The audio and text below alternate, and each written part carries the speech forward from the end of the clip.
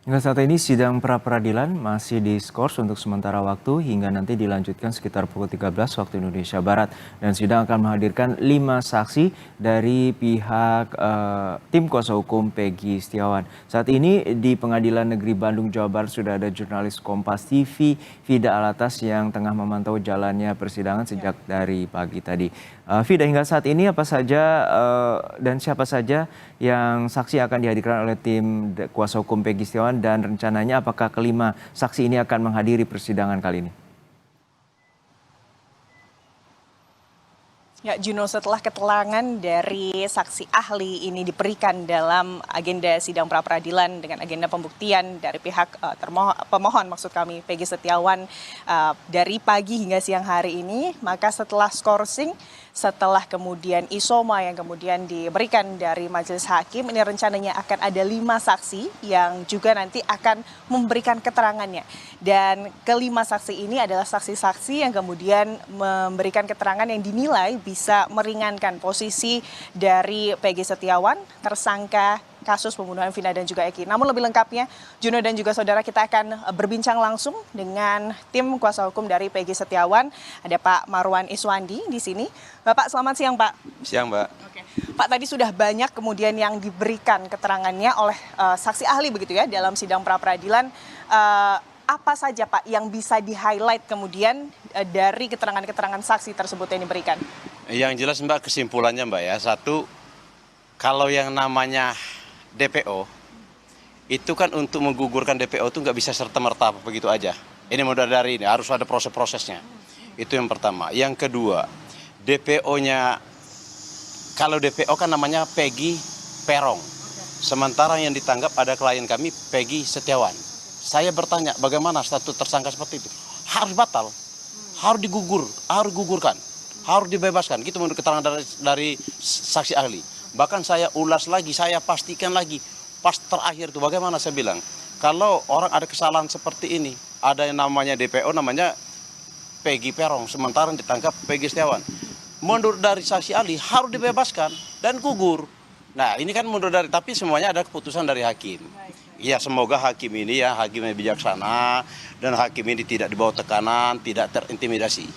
Tapi semuanya jelas sudah terang benderang. Kalau menurut dari seorang ahli dapat dipercaya loh. Dia mengatakan itu harus digugurkan tersangkanya pada Peggy Setiawan, harus dibebaskan. Baik, karena tadi sebetulnya saksi ahli juga menyebutkan terkait pembatalan DPO begitu ya, Pak, ya, di mana ada beberapa prosedur hukum yang harus dilakukan, diantaranya dilakukan gelar dengan disaksikan institusi kepolisian secara keseluruhan, betul ya, Pak? Betul sekali, betul. Semuanya yang dilakukan oleh penyidik Polda Jawa Barat sudah keliru. Sudah keliru.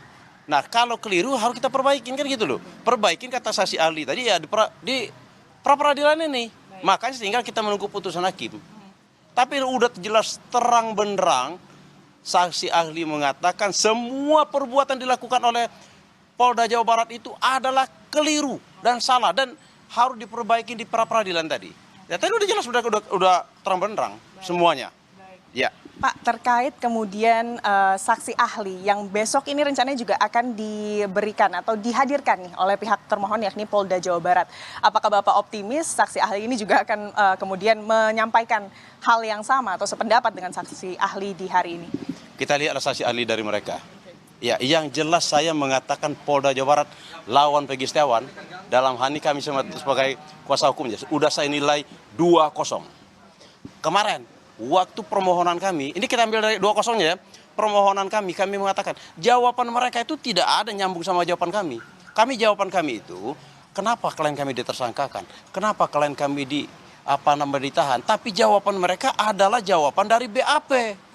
Copy paste BAP, dan mereka juga mengatakan, Mbak, ya, dulu mereka ini mendua, jadi tidak konsekuen. Dulu pernah mengatakan kalau si Dani dan si Andi adalah fiktif, tapi kemarin diangkat lagi. Ini memang sangat lucu. Jadi kayak sidang kayak lucu-lucuan sidangnya jadinya, Mbak.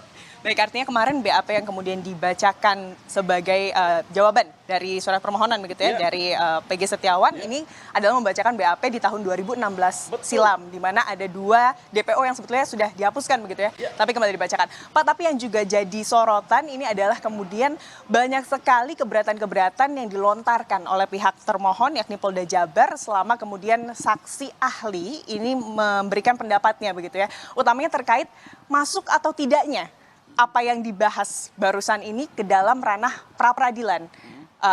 Saksi atau termohon ini kan menyebut bahwa sebetulnya hal-hal yang disebutkan ini tidak masuk dalam ranah pra-peradilan. Bagaimana melihatnya, Pak? Iya, kalau saya memaklumi mereka karena mereka nggak paham. Kalau mereka paham nggak berbicara seperti itu, Mbak. Karena orang Polda Jawa Barat dalam hal ini yang kuasa hukumnya tadi nggak paham. Makanya saya bilang ngelantur semuanya. Dari kemarin kan ngelantur. Pertanyaan kami lain, jawaban kami ya kalau bertanya gitu kan menganggap saya maklum karena mereka nggak paham. Itu di sana, Mbak. Setelah ini ada 5 saksi, betul Pak, yang akan diperiksa. Apa saja kemudian Pak yang ingin digali mungkin dari kelima saksi ini? Jadi Mbak, saksi kami ini Mbak, 5 orang ini menyatakan kalau Peggy Setiawan pada waktu tanggal 27 Agustus 2016 adanya di Bandung. Itu yang perkuat. Dan kami perkuat lagi, kami ada beberapa berkas itu Mbak. Berkas-berkas yang dari kami. Ya, semoga maka harapan kami, semoga hakim yang memimpin persidangan ini bijaksana dan tidak dibawa tekanan. Dan bebas merdeka. Insya Allah Mbak, kemenangan ada di tangan Peggy Setiawan. Baik. Terima kasih banyak Pak atas waktunya bersama kami di Kompas TV. Lancar-lancar, sehat selalu Pak. Baik, Juno, itu tadi kemudian apa saja yang menjadi sorotan oleh pihak kuasa hukum dari Peggy Setiawan terkait berjalannya sidang hari ini dengan agenda pembuktian dengan diberikannya sejumlah pandangan dari saksi ahli hukum pidana. Dan setelah ini, Juno dan juga saudara, sidang pra-peradilan dengan agenda pembuktian dari pihak pemohon yakni Peggy Setiawan ini akan kembali dilanjutkan dengan memeriksa ada 5 orang saksi yang akan dihadirkan untuk memberikan keterangan. Demikian, Juno.